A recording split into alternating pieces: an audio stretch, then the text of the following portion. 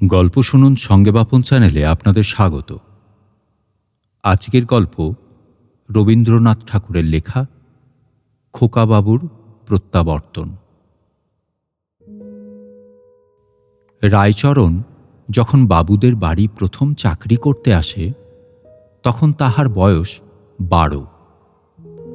যশোহর জেলায় বাড়ি, লম্বা চুল, বড় বড় চোখ, শ্যামচিক্কণ ছিপছিপে বালক, জাতিতে কায়স্থ। তাহার প্রভুরাও কায়স্থ। বাবুদের 1 বৎসর বয়স্ক একটি শিশুর রক্ষণ ও পালন কার্যে সহায়তা করা তাহার প্রধান কর্তব্য ছিল। সেই শিশুটি কালক্রমে রায়চরণের কক্ষ ছাড়িয়া স্কুলে, স্কুল ছাড়িয়া কলেজে, অবশেষে কলেজ ছাড়িয়া মুন্সেফিতে প্রবেশ করিয়াছে। রায়চরণ এখনো তাহার ভৃত্য। তাহার আর একটি মনিব বাড়িয়াছে, মা ঠাকুরানী ঘরে আসিয়াছেন। সুতরাং অনুকূলবাবুর উপর রায়চরণের পূর্বে যতটা অধিকার ছিল তাহার অধিকাংশই নূতন কর্ত্রীর হস্তগত হইয়াছে।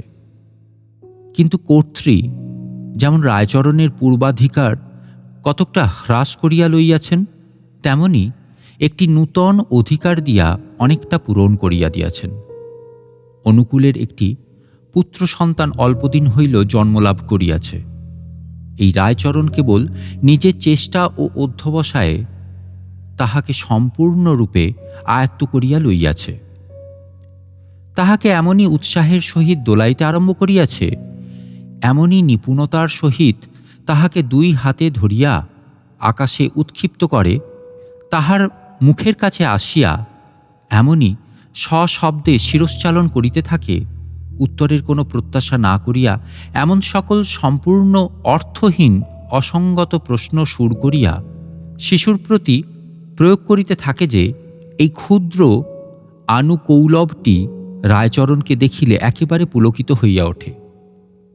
অবশেষে ছেলেটি যখন হামাগুড়ি দিয়া অতি সাবধানে চৌকাঠ পার হইত এবং কেহ ধরিতে আসিলে খিলখিল হাস্যকলরব তুলিয়া দ্রুত বেগে নিরাপদ স্থানে লুকাইতে চেষ্টা করিত, তখন রায়চরণ তাহার অসাধারণ চাতুর্য ও বিচার শক্তি দেখিয়া চমৎকৃত হইয়া যাইত। মার কাছে গিয়া সগর্ব সবিস্ময়ে বলিত, মা, তোমার ছেলে বড় হলে জজ হবে, 5,000 টাকা রোজগার করবে।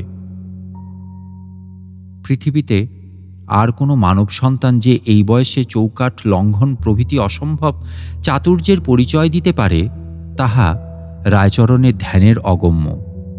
কেবল ভবিষ্যৎ জজেদের পক্ষে কিছুই আশ্চর্য নহে। অবশেষে শিশু যখন টলমল করিয়া চলিতে আরম্ভ করিল, সে এক আশ্চর্য ব্যাপার, এবং যখন মাকে মা, পিসিকে পিচি এবং রায়চরণকে চন্ন বলিয়া সম্ভাষণ করিল, তখন রায়চরণ সেই প্রত্যায়িত সংবাদ যাহার তাহার কাছে ঘোষণা করিতে লাগিল। সবচেয়ে আশ্চর্যের বিষয় এই যে মাকে মা বলে, পিসিকে পিসি বলে, কিন্তু আমাকে বলে চন্ন। বাস্তবিক শিশুর মাথায় এ বুদ্ধি কি করিয়া জোগাইল বলা শক্ত।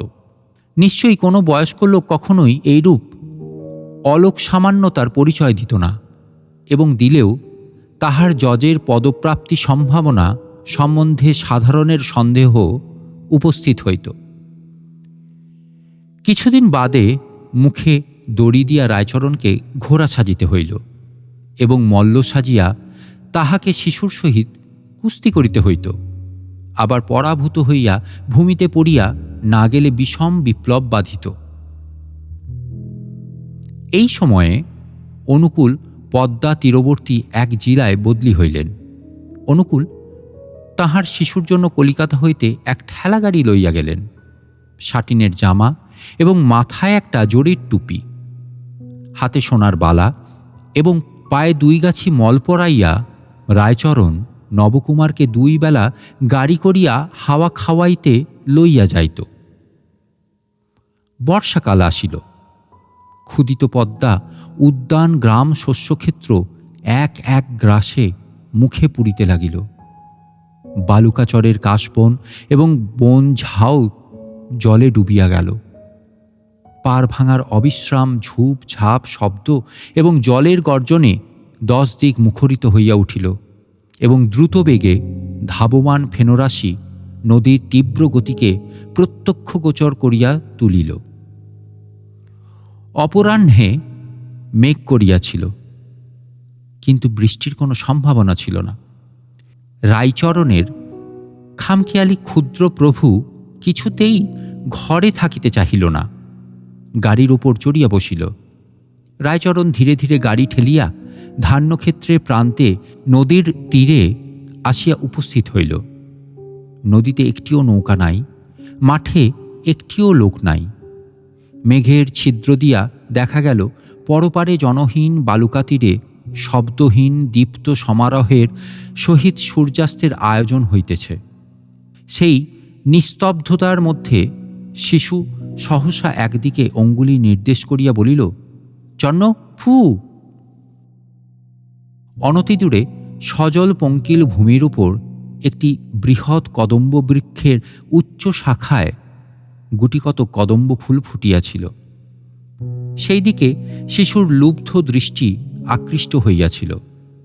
2-4 দিন হইল রায়চরণ কাঠি দিয়া বিদ্ধ করিয়া তাহাকে কদম্ব ফুলের গাড়ি বানাইয়া দিয়াছিল। তাহাতে দড়ি বাঁধিয়া টানিতে এত আনন্দবোধ হইয়াছিল যে সেদিন রায়চরণকে আর লাগাম পড়িতে হয় নাই। ঘোড়া হইতে সে একেবারেই সহিসের পদে উন্নীত হইয়াছিল। কাদা ভাঙিয়া ফুল তুলিতে যাইতে চন্নর প্রবৃত্তি হইল না। তাড়াতাড়ি বিপরীত দিকে অঙ্গুলি নির্দেশ করিয়া বলিল, দেখো দেখো, ওই দেখো পাখি, ওই উড়ে গেল, আয় রে পাখি, আয় আয়। এইরূপ অবিশ্রান্ত বিচিত্র কলরব করিতে করিতে সবেগে গাড়ি ঠেলিতে লাগিল। কিন্তু যে ছেলের ভবিষ্যতে জজ হইবার কোনো সম্ভাবনা আছে, তাহাকে এরূপ সামান্য উপায়ে ভুলাইবার প্রত্যাশা করা বৃথা। বিশেষত চারিদিকে দৃষ্টি আকর্ষণের উপযোগী কিছুই ছিল না এবং কাল্পনিক পাখি লইয়া অধিকক্ষণ কাজ চলে না। রায়চরণ বলিল, তবে তুমি গাড়িতে বসে থাকো, আমি চট করে ফুল তুলে আনছি। খবরদার জলের ধারে যেও না। বলিয়া হাঁটুর উপর কাপড় তুলিয়া কদম্ব বৃক্ষের অভিমুখে চলিল। কিন্তু ওই যে জলের ধারে যাইতে নিষেধ করিয়া গেল, তাহাতে শিশুর মন কদম্ব ফুল হইতে প্রত্যাবৃত্ত হইয়া সেই মুহূর্তেই জলের দিকে ধাবিত হইল।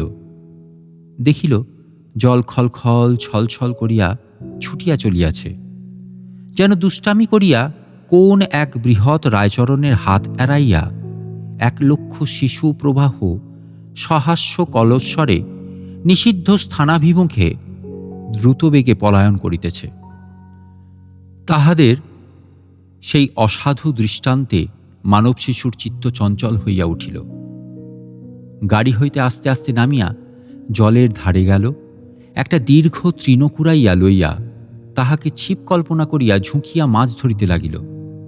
দুরন্ত জলরাশি অস্ফুট কলভাষায় শিশুকে বারবার আপনাদের খেলাঘরে আহ্বান করিল। একবার ঝপ করিয়া একটা শব্দ হইল, কিন্তু বর্ষার পদ্মা তীরে এমন শব্দ কত শোনা যায়। রায়চরণ আঁচল ভরিয়া কদম্ব ফুল তুলিল, গাছ হইতে নামিয়া সহাস্য মুখে গাড়ির কাছে আসিয়া দেখিল কেহ নাই। চারিদিকে চাহিয়া দেখিল কোথাও কাহারও কোনো চিহ্ন নাই।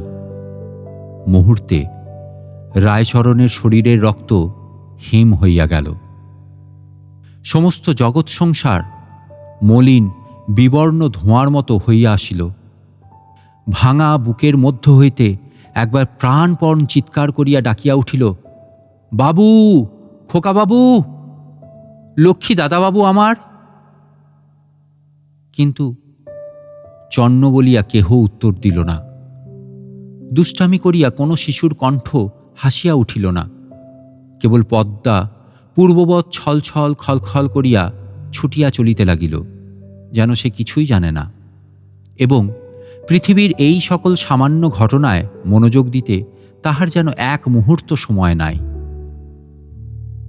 সন্ধ্যা হইয়া আসিলে উৎকণ্ঠিত জননী চারদিকে লোক পাঠাইয়া দিলেন। লণ্ঠন হাতে নদী তীরে লোক আসিয়া দেখিল রায়চরণ নিশীথের ঝোড়ো বাতাসের মতো সমস্ত ক্ষেত্রময় বাবু, খোকাবাবু আমার বলিয়া ভগ্ন কণ্ঠে চিৎকার করিয়া বেড়াইতেছে। অবশেষে ঘরে ফিরিয়া রায়চরণ দরাম করিয়া মা ঠাকুরনের পায়ের কাছে আসিয়া আছাড় খাইয়া পড়িল। তাহাকে যত জিজ্ঞাসা করে সে কাঁদিয়া বলে, জানি নে মা। যদিও সকলেই মনে মনে বুঝিল পদ্মারই এই কাজ। তথাপি গ্রামের প্রান্তে যে একদল বেদের সমাগম হইয়াছে তাহাদের প্রতিও সন্দেহ দূর হইল না, এবং মা ঠাকুরানীর মনে এমন সন্দেহ উপস্থিত হইল যে রায়চরণই বা চুরি করিয়াছে।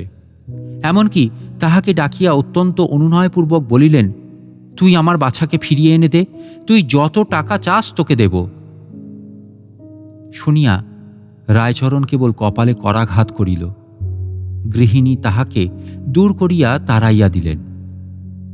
অনুকূলবাবু তাহার স্ত্রীর মন হইতে রায়চরণের প্রতি এই অন্যায় সন্দেহ দূর করিবার চেষ্টা করিয়াছিলেন। জিজ্ঞাসা করিয়াছিলেন, রায়চরণ এমন জঘন্য কাজ কি উদ্দেশ্যে করিতে পারে?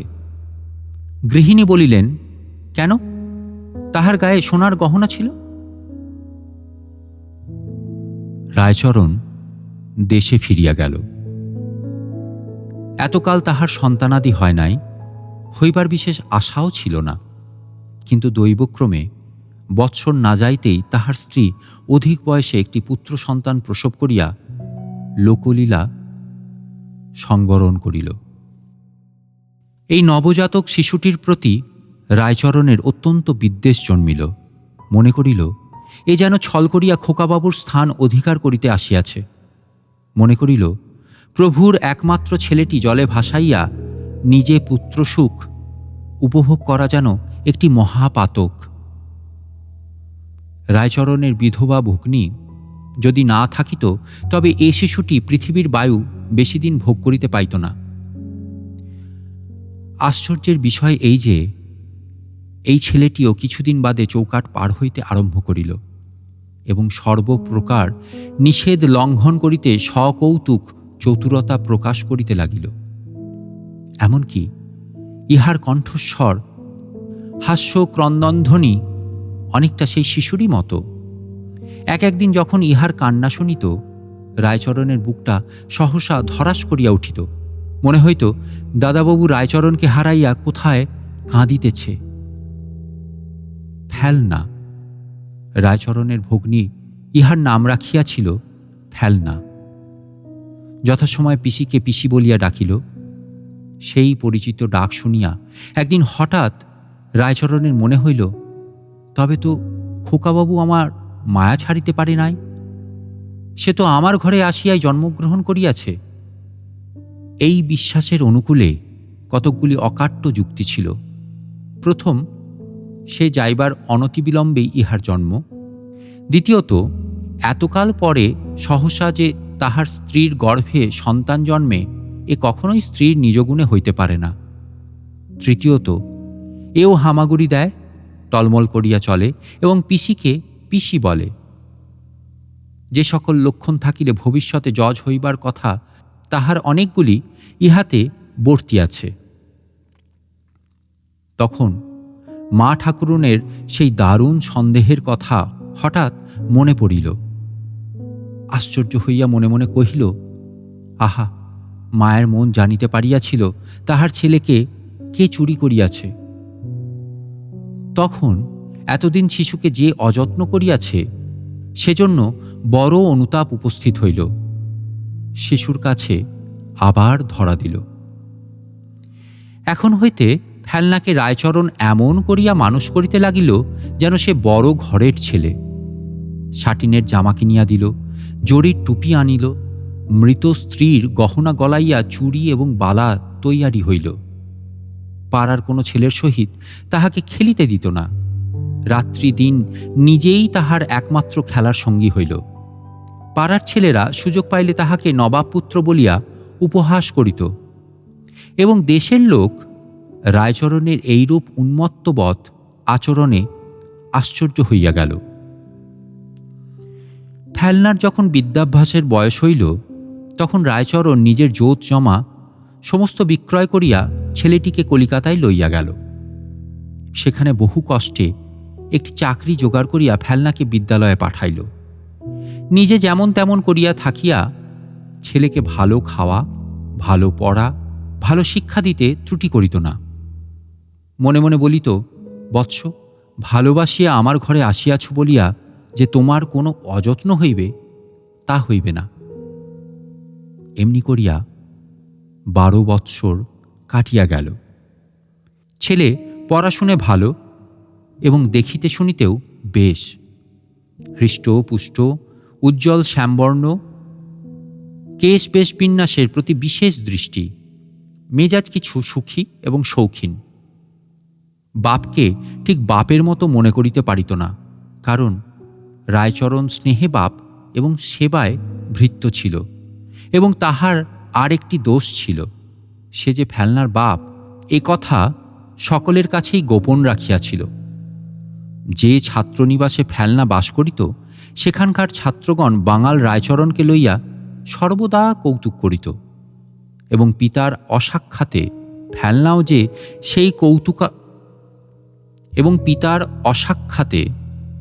যে সেই কৌতুকালাপে যোগ দিত না, তাহা বলিতে পারি না। অথচ নিরীহ বৎসল স্বভাব রায়চরণকে সকল ছাত্রই বড় ভালোবাসিত এবং ফেলনাও ভালোবাসিত। কিন্তু পূর্বেই বলিয়াছি, ঠিক বাপের মতো নহে, তাহাতে কিঞ্চিত অনুগ্রহ মিশ্রিত ছিল। রায়চরণ বৃদ্ধ হইয়া আসিয়াছে। তাহার প্রভু কাজকর্মে সর্বদাই দোষ ধরে। বাস্তবিক তাহার শরীরও শিথিল হইয়া আসিয়াছে, কাজেও তেমন মন দিতে পারে না, কেবলই ভুলিয়া যায়।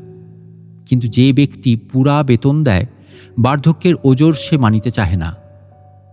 এদিকে রায়চরণ বিষয় বিক্রয় করিয়া যে নগদ টাকা সংগ্রহ করিয়া আনিয়াছিল, তাহাও নিঃশেষ হইয়া আসিয়াছে। ফেলনা আজকাল বসনভূষণের অভাব লইয়া সর্বদাই খুঁতখুঁত করিতে আরম্ভ করিয়াছে। একদিন রায়চরণ হঠাৎ কর্মে জবাব দিল এবং ফেলনাকে কিছু টাকা দিয়া বলিল, আবশ্যক পড়িয়াছে, আমি কিছুদিনের মতো দেশে যাইতেছি। এই বলিয়া বারাসাতে গিয়া উপস্থিত হইল। অনুকূলবাবু তখন সেখানে মুনসেফ ছিলেন। অনুকূলের আর দ্বিতীয় সন্তান হয় নাই। গৃহিণী এখনও সেই পুত্রশোক বক্ষের মধ্যে লালন করিতেছিলেন। একদিন সন্ধ্যার সময় বাবু কাছারি হইতে আসিয়া বিশ্রাম করিতেছেন এবং কর্ত্রী একটি সন্ন্যাসীর নিকট হইতে সন্তান কামনায় বহুমূল্যে একটি শিকড় ও আশীর্বাদ কিনিতেছেন। এমন সময় প্রাঙ্গণে শব্দ উঠিল, জয় হোক মা। বাবু জিজ্ঞাসা করিলেন, কে রে? রায়চরণ আসিয়া প্রণাম করিয়া বলিল, আমি রায়চরণ। বৃদ্ধকে দেখিয়া অনুকূলের হৃদয় আর্দ্র হইয়া উঠিল। তাহার বর্তমান অবস্থা সম্বন্ধে সহস্র প্রশ্ন এবং আবার তাহাকে কর্মে নিয়োগ করিবার প্রস্তাব করিলেন। রায়চরণ ম্লান হাস্য করিয়া কহিল, মা ঠাকুরুনকে একবার প্রণাম করিতে চাই। অনুকূল তাহাকে সঙ্গে করিয়া অন্তঃপুরে লইয়া গেলেন। মা ঠাকুরুন রায়চরণকে তেমন প্রসন্নভাবে সমাদর করিলেন না। রায়চরণ তৎপ্রতি লক্ষ্য না করিয়া জোর হস্তে কহিল, প্রভু, মা, আমি তোমাদের ছেলেকে চুরি করিয়া লইয়াছিলাম। পদ্মাও নয়, আর কেহও নয়, কৃতঘ্ন অধম এই আমি। অনুকূল বলিয়া উঠিলেন, বলিস কি রে, কোথায় সে? আজ্ঞা, আমার কাছেই আছে, আমি পরশ্য আনিয়া দিব। সেদিন রবিবার, কাছারি নাই। প্রাতঃকাল হইতে স্ত্রী পুরুষ দুইজনে উন্মুখভাবে পথ চাহিয়া বসিয়া আছেন। 10টার সময় ফেলনাকে সঙ্গে লইয়া রায়চরণ আসিয়া উপস্থিত হইল। অনুকূলের স্ত্রী কোনো প্রশ্ন কোনো বিচার না করিয়া তাহাকে কোলে বসাইয়া তাহাকে স্পর্শ করিয়া তাহার আঘ্রাণ লইয়া অতৃপ্ত নয়নে তাহার মুখ নিরীক্ষণ করিয়া কাঁদিয়া হাসিয়া ব্যাকুল হইয়া উঠিলেন। বাস্তবিক ছেলেটি দেখিতে বেশভূষা আকার প্রকারে দারিদ্র্যের কোনো লক্ষণ নাই। মুখে অত্যন্ত প্রিয় দর্শন বিনীত সলজ্জ ভাব দেখিয়া অনুকূলের হৃদয়েও সহসা স্নেহ উচ্ছ্বসিত হইয়া উঠিল। তথাপি তিনি অবিচলিত ভাব ধারণ করিয়া জিজ্ঞাসা করিলেন, কোনো প্রমাণ আছে?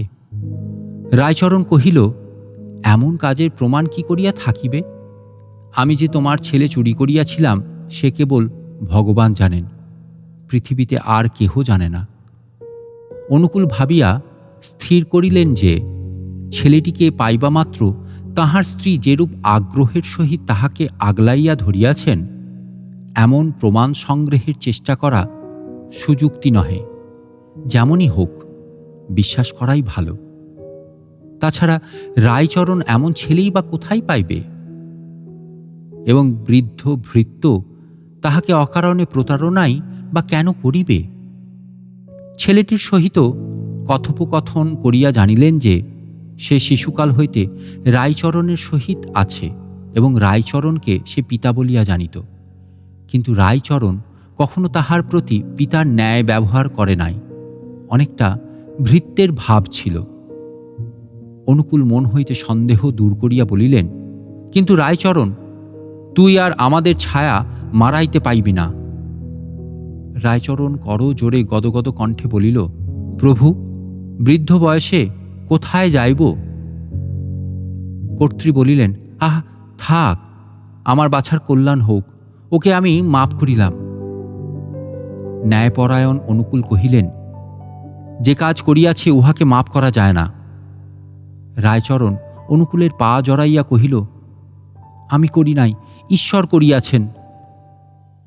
নিজের পাপ ঈশ্বরের স্কন্ধে চাপাইবার চেষ্টা দেখিয়া অনুকূল আরও বিরক্ত হইয়া কহিলেন, যে এমন বিশ্বাসঘাতকতার কাজ করিয়াছে তাহাকে আর বিশ্বাস করা কর্তব্য নয়। রায়চরণ প্রভুর পা ছাড়িয়া কহিল, সে আমি নয় প্রভু। তবে কে? আমার অদৃষ্ট। কিন্তু এইরূপ কৈফিয়তে কোনো শিক্ষিত লোকের সন্তোষ হইতে পারে না। রায়চরণ বলিল, পৃথিবীতে আমার আর কেহ নাই। ফেলনা যখন দেখিল সে মুনসেফের সন্তান, রায়চরণ তাহাকে এতদিন চুরি করিয়া নিজের ছেলে বলিয়া অপমানিত করিয়াছে, তখন তাহার মনে মনে কিছু রাগ হইল। কিন্তু তথাপি উদারভাবে পিতাকে বলিল, বাবা, উহাকে মাপ করো, বাড়িতে থাকিতে না দাও, উহার মাসিক কিছু টাকা বরাদ্দ করিয়া দাও। ইহার পর রায়চরণ কোনো কথা না বলিয়া একবার পুত্রের মুখ নিরীক্ষণ করিল, সকলকে প্রণাম করিল। তাহার পর দ্বারের বাহির হইয়া পৃথিবীর অগণ্য লোকের মধ্যে মিশিয়া গেল। মাসান্তে অনুকূল যখন তাহার দেশের ঠিকানায় কিঞ্চিৎ বৃত্তি পাঠাইলেন, তখন সে টাকা ফিরিয়া আসিল। সেখানে কোনো লোক নাই।